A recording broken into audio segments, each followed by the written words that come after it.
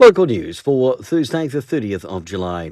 Masterton police are investigating the aggravated robbery of Jackson Street Bar on Tuesday night. A man entered the bar at approximately 10 p.m. with a firearm and demanded cash. He left on foot heading towards Queen Street and is described as wearing a balaclava, glasses and high-vis yellow clothing. Information can be provided directly to police or anonymously via Crime Stoppers on 0800 555 111. Wellington NZ is set to provide a series of free mental health workshops after business owners told them they need better support to mitigate workplace stress created by COVID-19. Workshops will be provided by Co-Liberate, providing valuable mental health insights, and are set to take place at the Carterton Event Centre next Tuesday and Wednesday.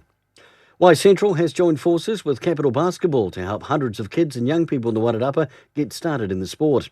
Ben Key, Chief Operations Officer of YMCA Central, says around 500 kids will be involved in the new leagues. Thanks to local fundraising, new hoops have just been installed at the YMCA in Masterton, and the facility is looking better than ever. And in sport, in hockey this weekend, both Dalefield men's and women's teams are at home, with the men playing Indians at 1:30 p.m. and the women playing Kapiti midday. In football, Wairarapa United men are at home on Sunday. They take on Lower Hutt, while the women are set to play Western Suburbs at home on Saturday at 11 a.m. For local news and sport, kia ora, I'm Brent Gare.